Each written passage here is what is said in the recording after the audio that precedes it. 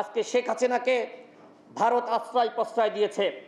আমরা ঘোষণা দিয়েছি, যদি ভারতীয় হাই কমিশন শেখ হাসিনাকে বাংলাদেশে ফিরিয়ে আনার উদ্যোগ না নেয়, যদি পররাষ্ট্র মন্ত্রণালয় সেই উদ্যোগ না নেয়, তাহলে ভারতীয় হাই কমিশন গণ অধিকার পরিষদের পক্ষ থেকে ঘেরাও করা হবে।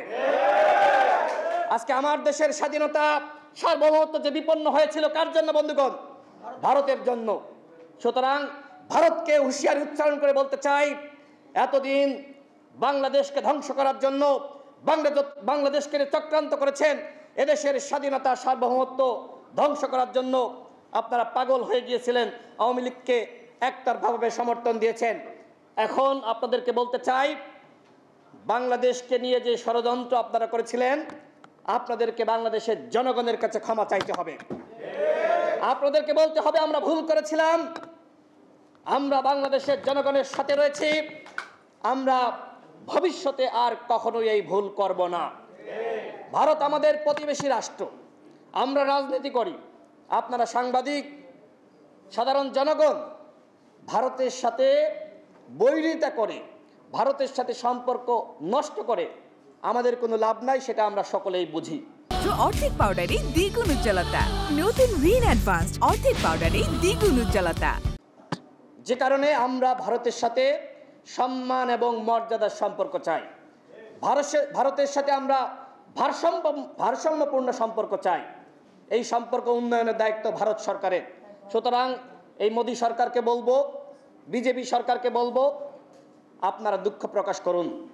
এতদিন আওয়ামী লীগকে সমর্থন দিয়েছেন, একতরফাভাবে বাংলাদেশকে নিয়ে ষড়যন্ত্র করেছেন, তার জন্য দুঃখ প্রকাশ করে অনতিবিলম্বে আপনাদেরকে বিবৃতি দিতে হবে এবং শেখ হাসিনাকে বাংলাদেশে ফিরিয়ে দিতে হবে। গতকাল আরও তথ্য পেয়েছি, আওয়ামী লীগের মন্ত্রী এমপিরা তারা অবৈধভাবে সীমান্ত পার হয়ে পালিয়ে যাচ্ছে ভারতে।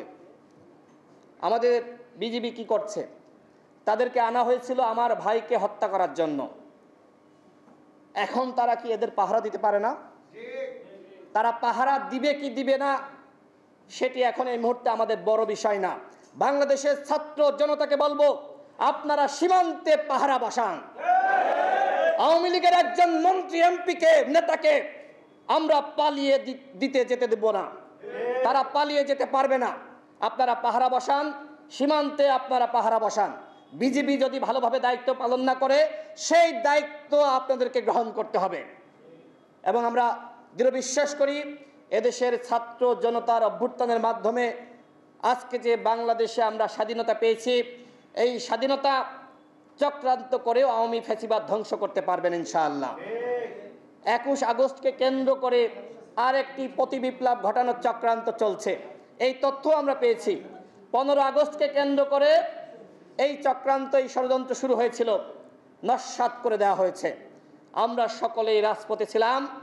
আগামীকাল 21 আগস্ট বাংলাদেশের জনগণকে বলবো, সকল রাজনৈতিক দলকে বলবো, সকল নেতৃবৃন্দকে বলবো, আমাদেরকে আগামীকাল সারাদিন মাঠে থাকতে হবে। আওয়ামী লীগ মাঠে নামবে আর আমরা কি চুপ করে ঘরে বসে থাকবো বন্ধুগণ? চুপ করে ঘরে বসে থাকলে হবে না। আগামীকাল আমাদের সকলকে মাঠে থাকতে হবে। আওয়ামী লীগ যে হত্যা করেছে, গুম করেছে, খুন করেছে, গণহত্যা করেছে, এরকম একটি দল বাংলাদেশে তারা সাংগঠনিক কর্মকাণ্ড পরিচালনা করবে, সেটিকে আমরা মেনে নিতে পারি? আওয়ামী লীগকে অনতিবিলম্বে নিষিদ্ধ করতে হবে, নির্বাহী আদেশের মাধ্যমে অথবা রাষ্ট্রপতির মাধ্যমে ঘোষণা দেওয়ান।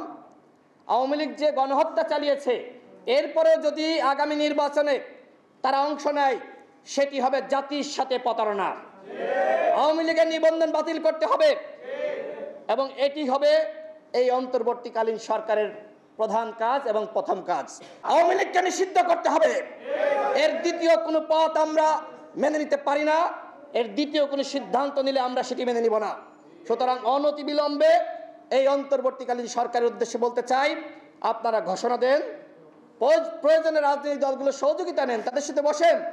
আমরা সকলেই চাই আওয়ামী লীগকে নিষিদ্ধ করা হোক।